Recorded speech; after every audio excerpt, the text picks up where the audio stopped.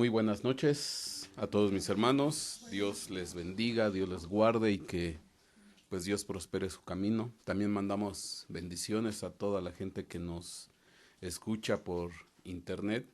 Gracias a Dios, seguimos pues recibiendo correos, mensajes y también pues pido una disculpa porque hay algunos hermanos que me han escrito que no les he contestado sus correos, pero honestamente en ocasiones es francamente difícil.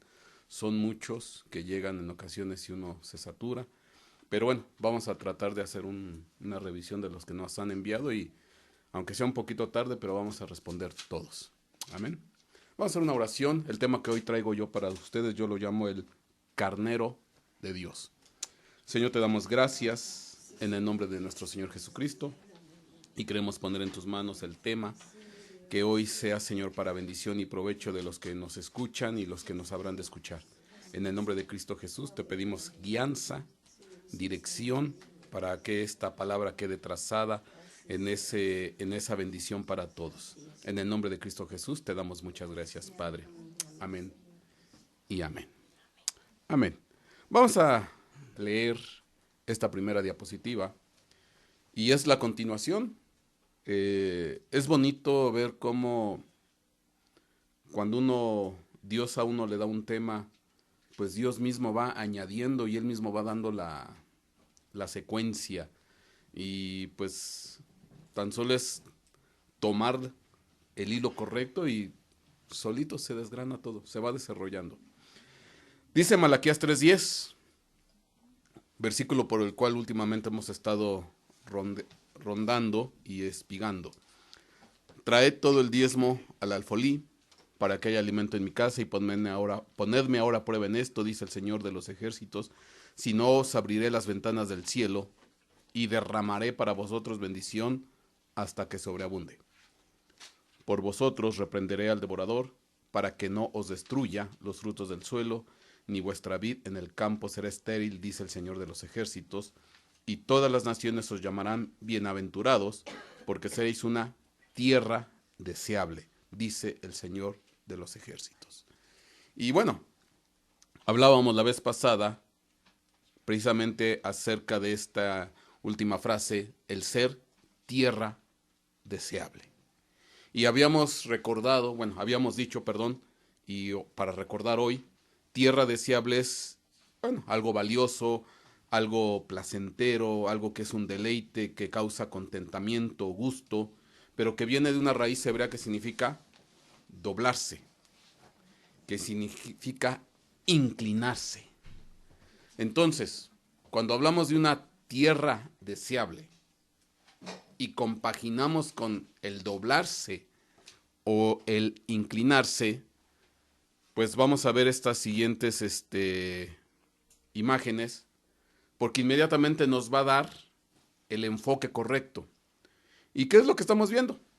Estamos viendo un labrador, estamos viendo una persona que cultiva la tierra, estamos viendo una persona que labra la tierra, que trabaja la tierra y que, pues ustedes saben, para labrar la tierra, para cultivarla, para hacerla producir, pues no hay otra forma más que ¿qué?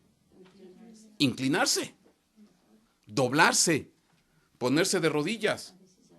O sea, no se puede trabajar la tierra si uno no se dobla, si uno no se inclina, si uno no se postra.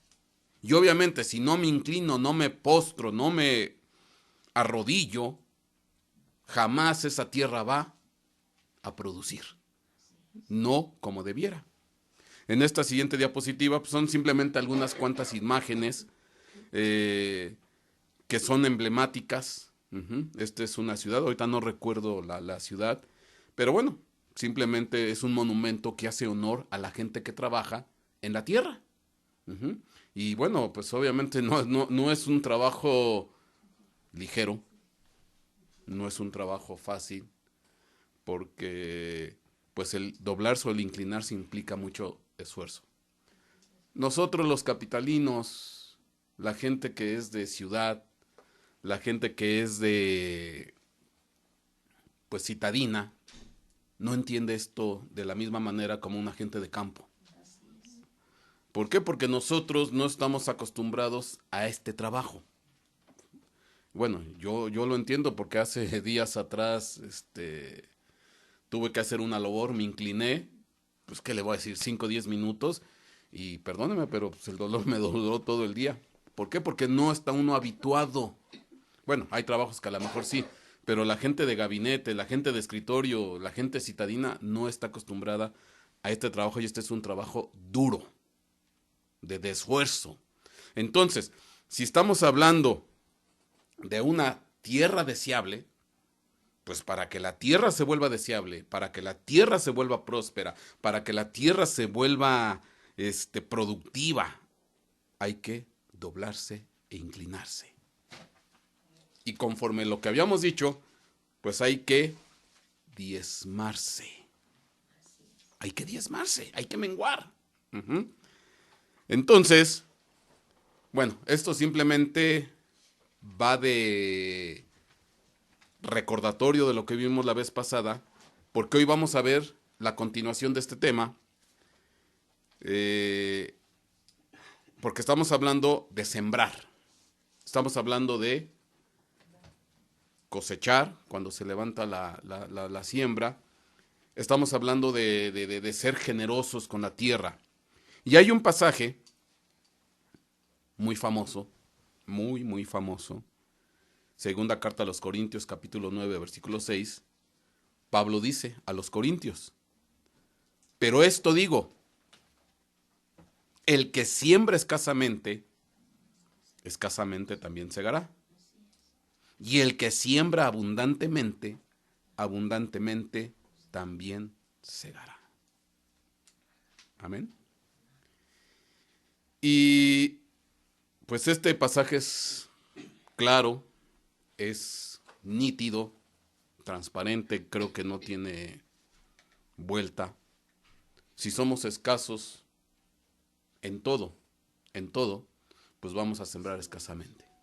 Y no hablo exclusivamente de la Biblia, sino en nuestra vida diaria, en nuestro trabajar diario, en nuestro caminar diario. Si somos escasos, si somos cortos, si no damos el esfuerzo, pues nunca esperemos recibir abundante. ¿Cuánto más para las cosas de Dios, para el ministerio, para la oración, para mi relación con Dios, con la familia, con la iglesia? Pues si somos escasos, no esperemos recibir mucho. Pero si somos generosos en el esfuerzo, generosos en el trabajo, pues vamos a recibir. O sea, tenemos que sembrar. Y vamos a leer los siguientes versículos, porque hoy va a ver por dónde me quiero ir. Bueno, voy a volver a releer. Pero esto digo, el que siembra escasamente también segará. Y el que siembra abundantemente, también abundantemente segará. Y los versículos que siguen.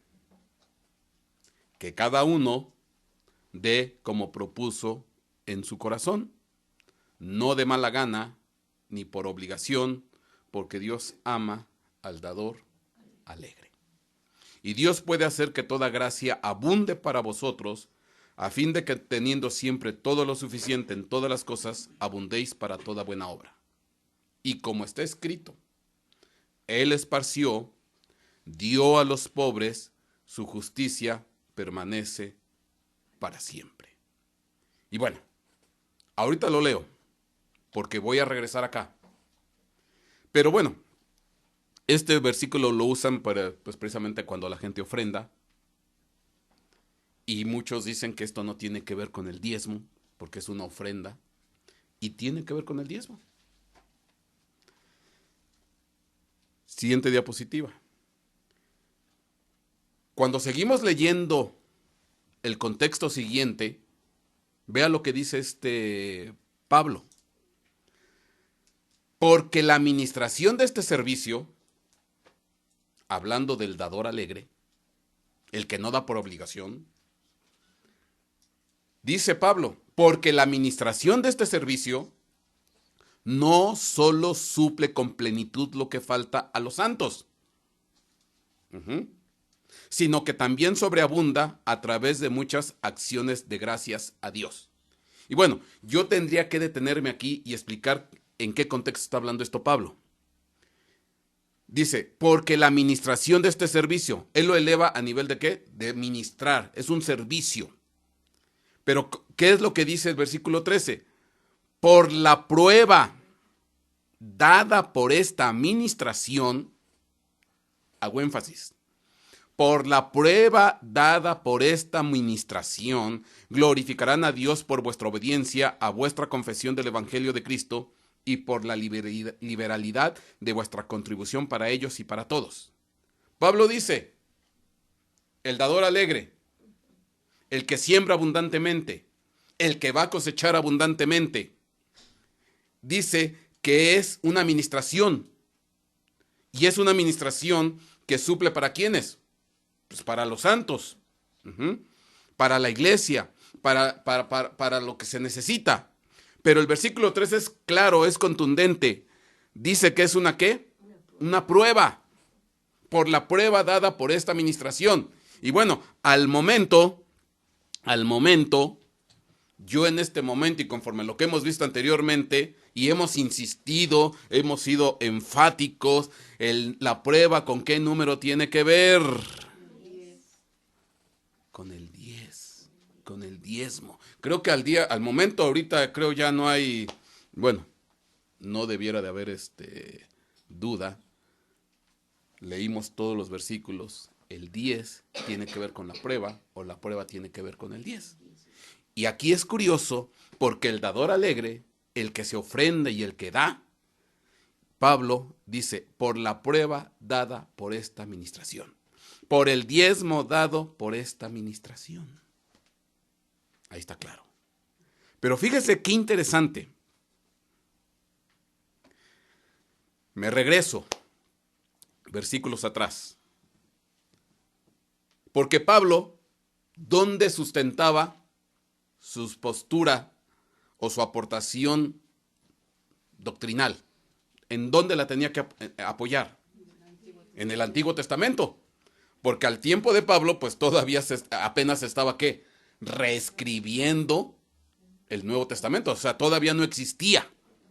A lo mejor sí, algunas cartas por ahí, pero todavía no estaba el compendio. Entonces, Pablo, lo que él aportaba, lo tenía que justificar y soportar ¿en quién?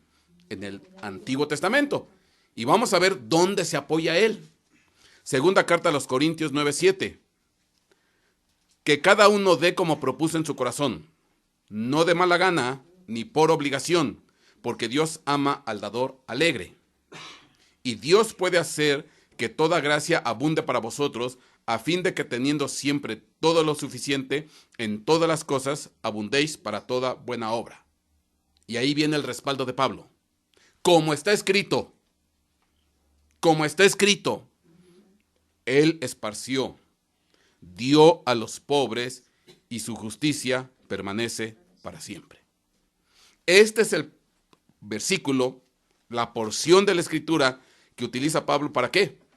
Para apoyar la doctrina, vamos a decirlo así, del dar alegremente. Y ahí está claro, como está escrito. Entonces, pues es obvio que tendríamos que ir ¿a dónde?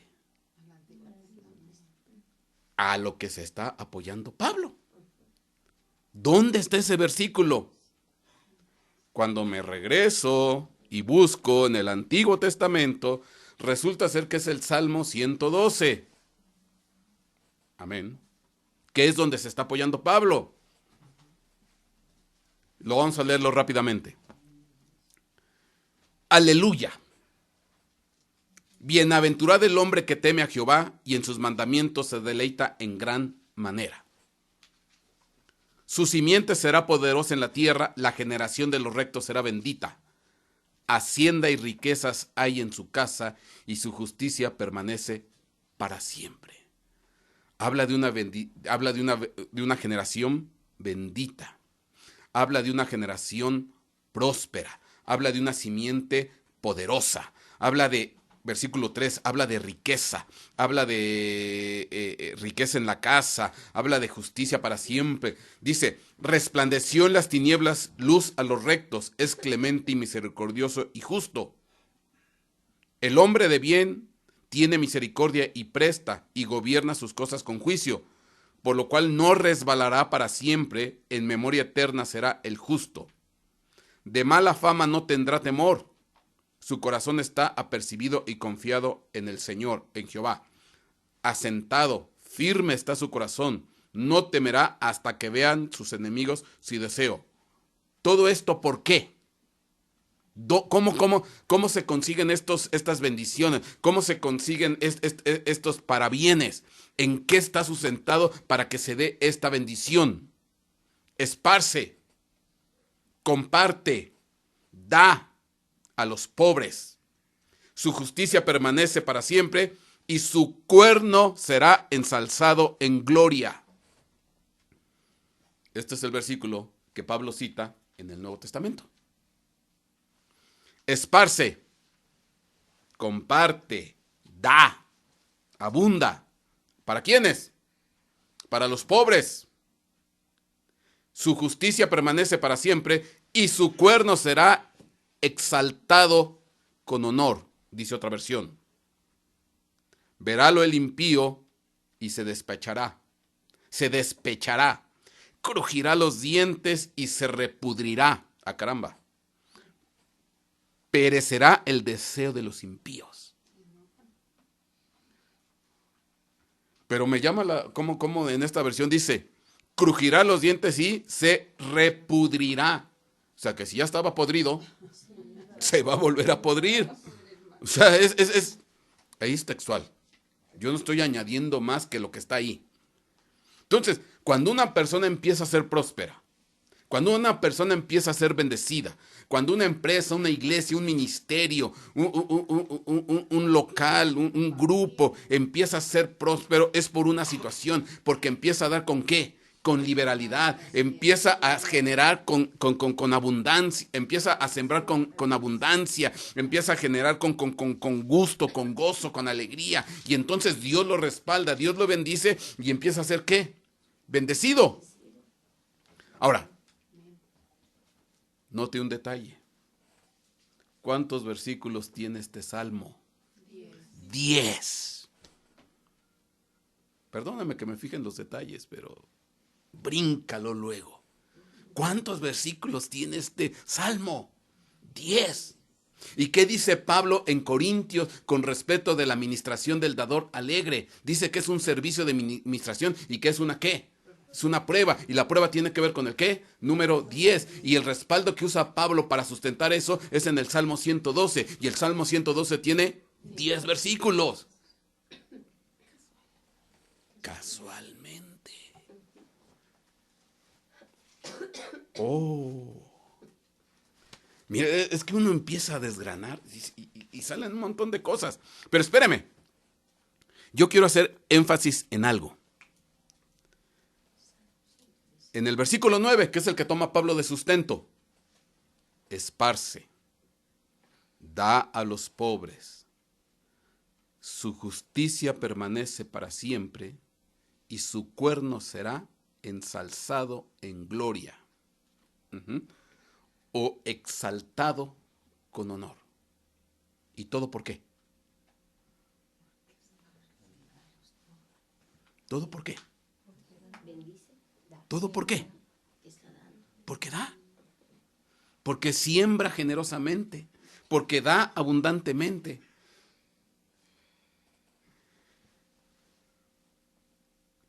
Mi hermano, si nosotros fuéramos en ese sentido, no tendríamos que tener necesidad. Porque empieza a desgranarse la bendición. Pero hoy yo quiero hacer énfasis en este versículo, porque ahí dice, suena curioso, dice, esparce, da a los pobres, su justicia permanece para siempre, y dice, su cuerno será ensalzado en gloria.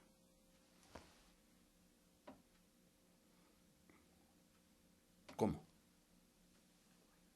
Su cuerno será ensalzado en gloria.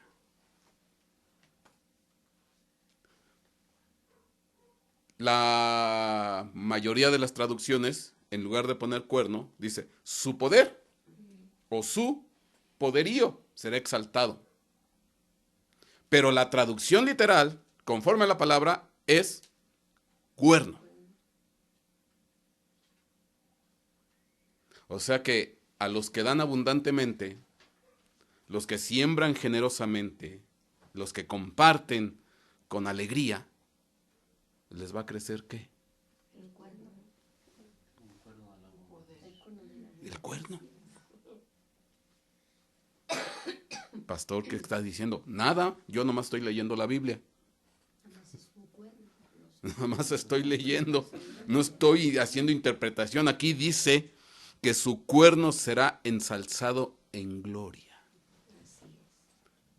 ¿Y todo por el efecto de qué? De dar. Y si no doy, pues te vas a quedar chato. Pues sí, no te va a qué? A crecer. ¿Qué es el cuerno? Símbolo de poder, símbolo de autoridad. Y aquí tendríamos que dar un estudio del cuerno y mi hermano no vamos a acabar. Pero espéreme, para que no le suene raro de que a usted le va a crecer el cuerno. Porque a lo mejor algunos van a decir, eso está muy raro, pastor. Sí, porque dependiendo del contexto y dependiendo de la cultura, por lo menos aquí en México se dice que cuando a alguien le ponen el cuerno, pues es motivo de infidelidad o adulterio. Pero conforme la Biblia, cuando Dios a alguien le pone el cuerno y se lo hace crecer, es motivo de poder, de autoridad y señorío. Bueno, por lo menos en México, no sé en otros países. Pero espéreme, para que no le suene raro el asunto. Mire, Salmo 18:2. El Señor es mi roca, mi baluarte y mi libertador, mi Dios, mi roca en quien me refugio, mi escudo y el cuerno de mi salvación, mi altura inexpugnable. Esto es con respecto de quién? Del Señor, en este caso, Jehová. Jehová se menciona, se identifica en el Antiguo Testamento como ¿qué? El cuerno de salvación. ¿Dios un cuerno? ¿Jehová un cuerno? Sí, ahí lo dice. Yo no estoy más que leyendo. No, es que está raro eso. Pues reclamémosle al que escribió el Salmo 18. Probablemente pudo haber sido David. Pero bueno, Lucas 1:68. Bendito sea el Señor Dios de Israel, porque nos ha visitado y ha efectuado redención para su pueblo, y nos ha levantado un cuerno de salvación en la casa de David, su siervo. También lo dice el Nuevo Testamento. Y en este caso, quien lo está diciendo es ¿quién? Juan. Y Juan dice que Dios ha levantado ¿qué? A un cuerno de salvación. ¿Con respecto de quién?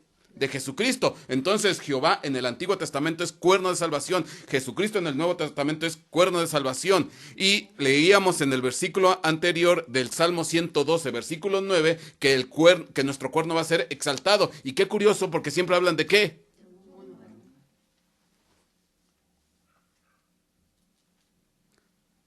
Pregunta. ¿Cómo les llaman a los animales que tienen un solo cuerno? ¿Qué? ¿Cómo les llaman a los animales que tienen un solo cuerno?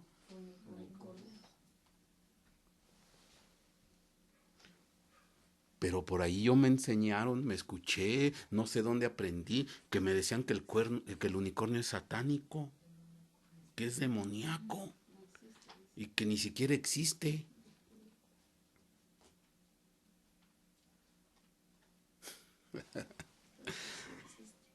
Bueno, se me están quedando viendo feos. Todo esto es ¿por qué?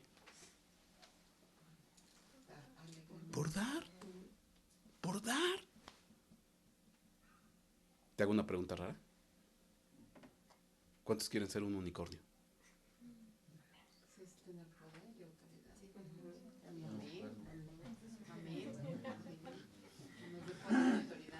¿Por qué se enojan conmigo? Luego la gente se enoja conmigo, pero yo qué culpa tengo, yo nomás estoy leyendo. Bueno, está bien.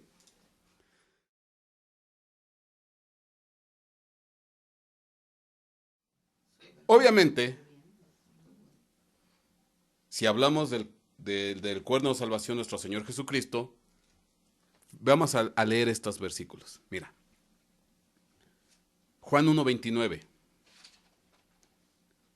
Al día siguiente, Juan vio a Jesús que venía hacia él y dijo: He ahí el Cordero de Dios que quita el pecado del mundo. ¿Quién dio testimonio de esto? Juan. Y se refirió a Jesucristo cuando lo vio que venía hacia él, dice, ahí está ¿quién? El Cordero de Dios. Y el Cordero, pues sabemos que es un ¿qué? Es pequeño. Todavía no tiene ¿qué? Cuernos. Es un Cordero. Y así se refiere Juan Bautista ¿a quién? A Jesucristo. Como Cordero. ¿Y por qué como Cordero? Bueno, vamos a seguir leyendo. Este es aquel de quien yo dije, después de mí viene un hombre que es antes de mí, porque era primero que yo. Y yo no le conocía. Pero para que él fuera manifestado a Israel, por esto yo vine bautizando en agua. Juan dio también testimonio diciendo, he visto el Espíritu que descendía del cielo como paloma y se posó sobre él. Y fíjate cómo se entreteje la Biblia. Porque yo te decía, la vez pasada, que el pasaje, el contexto del bautismo de nuestro Señor Jesucristo en el río Jordán es el Malaquías 3:10 del Nuevo Testamento. ¿Te acuerdas? ¿Por qué?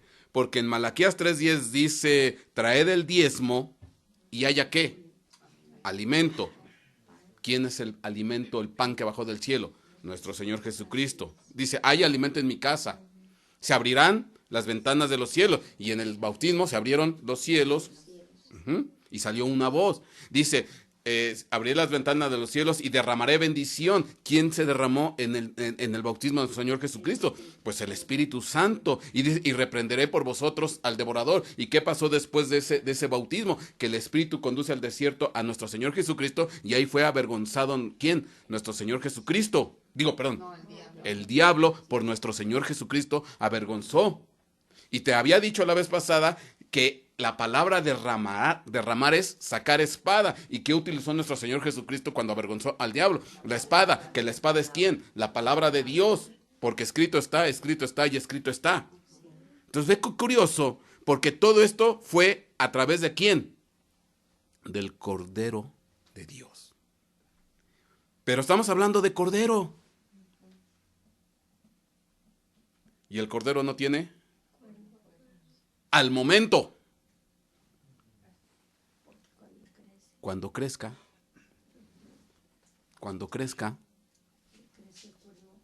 va a crecer. Amén. Pastor, a ver, ya no entiendo.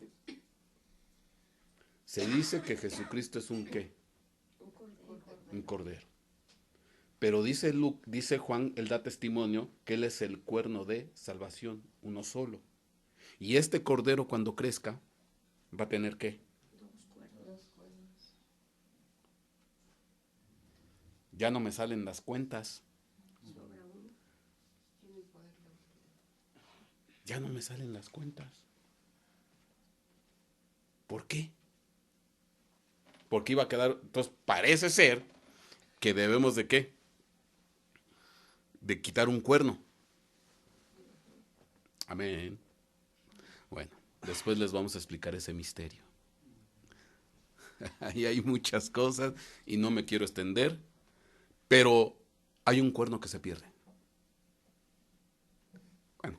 Te doy un adelanto. Nuestro Señor Jesucristo perdió un cuerno. Tuvo que perder su vida. Tuvo que perder su ministerio en la tierra para resurgir con poder y autoridad. Pero eso después te lo tendremos que explicar con sumo detalle y no me quiero detener ahí. Pero fíjate que en este caso, Juan 2 veces menciona a Jesucristo como el Cordero de Dios. 2 veces. Porque esto sucedió, bueno, ahí dice en Juan 1:29. Si nos vamos a la siguiente diapositiva, al día siguiente, ¿de qué? Del bautismo de nuestro Señor Jesucristo. Al día siguiente, Juan estaba otra vez allí con sus ¿qué? 2 discípulos. Y vio a Jesús que pasaba y dijo, he ahí el Cordero de Dios. Volvió a testificar Juan ¿de quién? De nuestro Señor Jesucristo y dijo, he ahí el Cordero de Dios. Ahora ya no añade que quita el pecado del mundo. O sea, notemos por favor los detalles porque los detalles son importantes. La primera vez dice, he ahí el Cordero de Dios que quita el pecado del mundo. La segunda vez ya no dice, he ahí el Cordero de Dios que quita el pecado del mundo. Omite la frase y nomás dije, he ahí el Cordero de Dios. Ahora, y los 2 discípulos le oyeron hablar y si Jesús se volvió y viendo que le seguían les dijo, ¿qué buscáis? Y ellos le dijeron, Rabí, que traducido es maestro, ¿dónde te hospedas? Y él les dijo, venid y veréis. Y entonces fueron y vieron dónde se hospedaba. Note por favor un detalle bien interesante. Y se quedaron con él aquel día, porque era como la hora 10.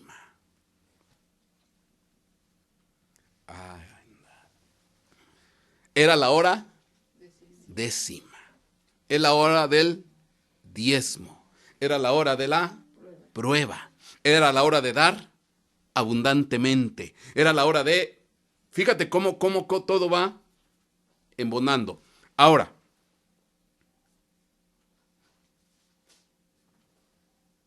¿por qué se le menciona como Cordero? Porque obviamente nuestro Señor Jesucristo, cuando salió de las aguas bautismales y se derrama el Espíritu Santo en forma de paloma, en ese momento empezaba ¿qué? Ya oficialmente, vamos a decir lo que oficialmente desde el punto de vista celeste, empezaba ¿qué? Su ministerio. Su ministerio. Y para empezar el ministerio, pues necesita ser ¿qué? Ungido. Ungido. Porque bajó el Espíritu Santo en forma de paloma. Y si alguien es símbolo, prototipo, enseñanza, ejemplo de la unción, ¿quién es? Pues el Espíritu Santo, no hay más. Él es la unción, Él es el aceite que baja, Él es el que te da la fuerza, la capacidad, el poder. Entonces, para poder empezar el ministerio, ahí fue donde se derramó el Espíritu Santo. Nuestro Señor Jesucristo fue ungido para empezar, ¿qué? El ministerio. Y esto es bien interesante porque si esto lo pudiéramos entender en otros lados, en otros países, en otros lugares, con otros ministerios, desafortunadamente luego hay gente, yo no digo, tal vez con amor, con ganas, con gusto, con entusiasmo, pero empiezan en el ministerio y no han sido ungidos antes por parte de Dios. Y por eso, conforme avanza el ministerio, se van a encontrar con muchos tropiezos, con muchas dificultades, y muchas veces no van a poder vencer. Pero el que es ungido, el que es levantado, el que es visitado por Dios, el que es designado, va a tener igual tropiezos, va a tener pruebas, va a tener dificultades, pero va a poder ¿qué? Salir adelante. ¿Por qué? Porque fue ungido. Amén. Bueno. Salmo 92:10. Pero tú ensalzarás mi cuerno. Pero tú ensalzarás mi cuerno como el del búfalo. Seré ungido con aceite fresco. Y bueno, yo tan solo puse el versículo tal cual como está en la gran mayoría de las Biblias. Pero cuando yo me voy al original en hebreo, pero tú ensalzarás mi cuerno como el del unicornio. Seré ungido con aceite fresco. Y ahí está claro. Se derrama el aceite, se unge a la persona, y es que levantado el cuerno, el poder, el señorío, la autoridad. Pero el paso previo a esto, ¿cuál es? Dar. Dar. Con gusto, con gozo, con alegría, con liberalidad, con generosidad. Si no, ¿por qué? ¿Por qué? Porque si tú no das con alegría, ¿cómo Dios te va a ungir? Porque si al final tú no quieres dar con alegría, cuando Dios te unge, cuando Dios te bendice, decíamos la vez pasada, ¿es para qué? Para que tú bendigas, para que tú des.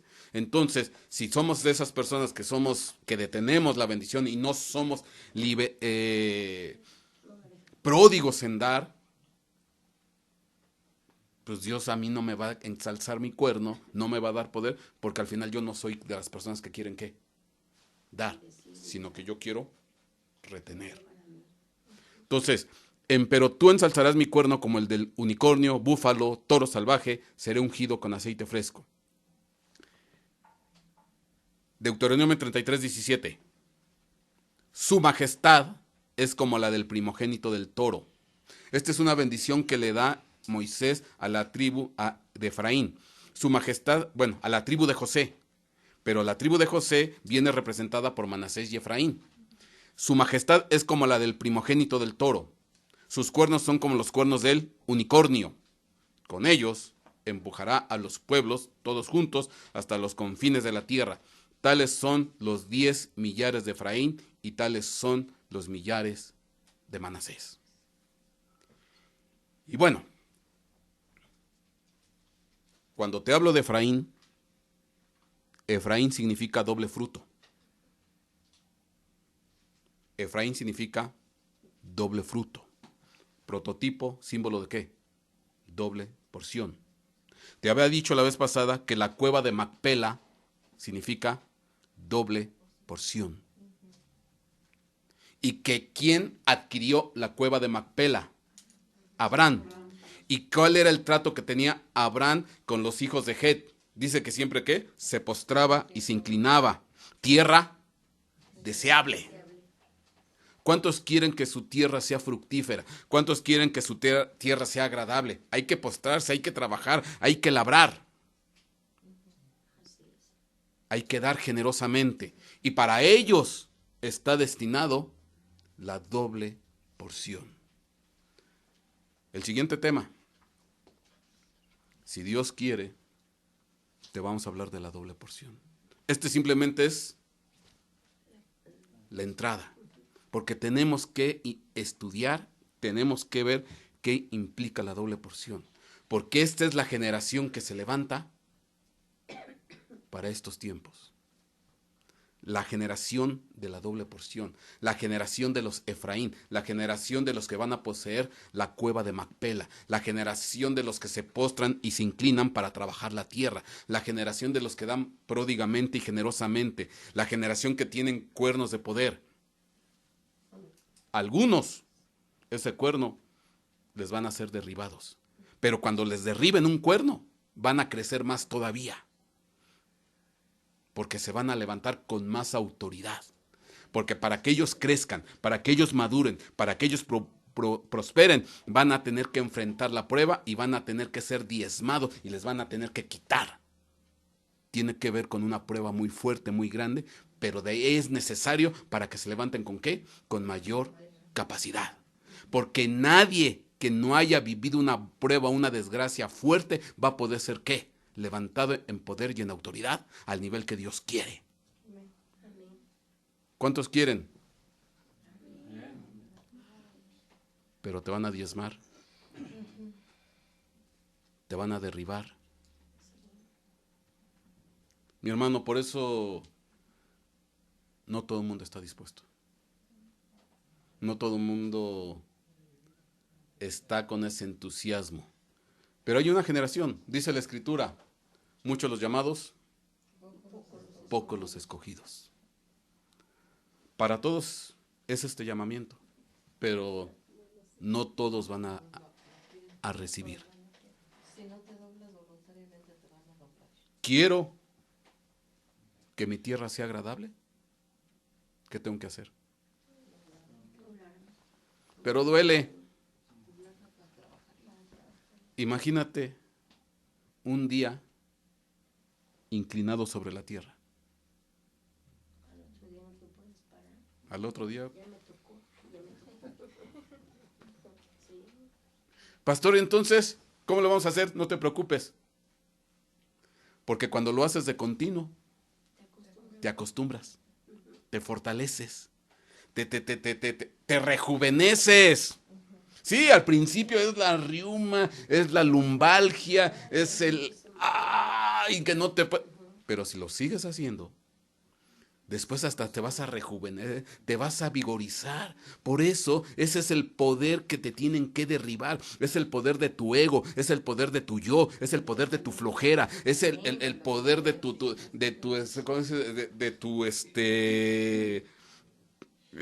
incredulidad, es el poder de tu pasividad. Ese es el cuerno que se tiene que derribar. Es el cuerno que no nos ha dejado crecer, no nos ha dejado salir, no nos ha dejado ser prósperos, porque tenemos que derribar a un poder muy grande que se llama nuestro yo, nuestra flojera, nuestra comodidad, ese es el cuerno que se tiene que caer para que surja uno que nada más se llama Jesucristo, para que surja uno que se llama el Dios Todopoderoso, para que puedas decir como Pablo, ya no vivo yo, sino lo que vivo lo vivo en Cristo Jesús. Cristo vive en mí, mi vida está escondida en Cristo. El cuerno del ego, el cuerno de la comodidad, el cuerno de la apatía, el cuerno de la flojera, el cuerno de eso se tiene que caer. Te tiene que ser cortado. Y la única manera como te lo van a cortar es ¿con qué? Con una prueba. Es como el Jacob. ¿Te acuerdas qué pasó con Jacob? ¿Lo tuvieron qué? Descoyuntar hasta que lo dejaron cojito, hasta que lo dejaron con la cadera caída. Fue cuando pudo entrar en la promesa que Dios había establecido de que en él iban a ser benditas todas las familias de la tierra, hasta que pudo entender. Por eso cuando yo te hablo en la Biblia de que hay un solo cuerno, el cuerno uno es el que te van a quitar, porque ese eres tú. Y el cuerno que va a crecer se llama Jesucristo. Ya no vivo yo, sino Cristo vive en mí. Y lo que ahora vivo, lo vivo en la fe y en la salvación y en la carne de nuestro Señor Jesucristo. Mi hermano, es el ¿cuántos quieren que se les caiga el cuerno? Amén. El cuerno malo.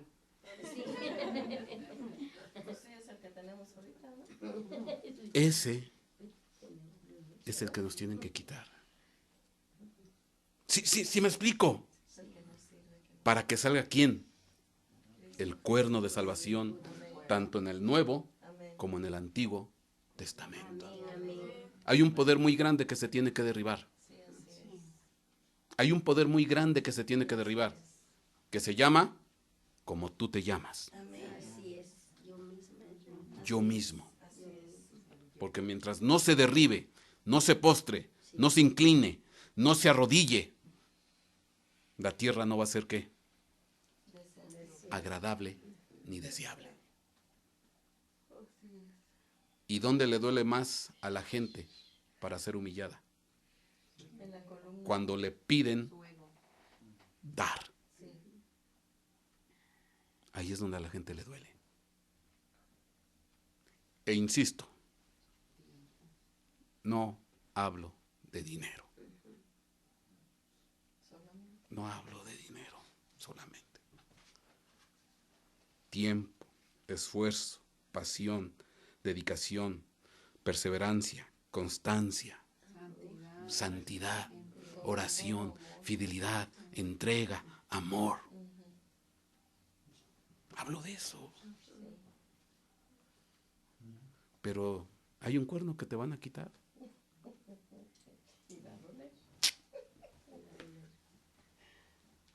Y muchos no quieren perderlo. Amén. Pero cuando lo pierdas, vas a sentirte ligerito y vas a entrar en la doble porción. Dale un fuerte aplauso al Señor. Nos vemos la próxima semana. Amén y amén.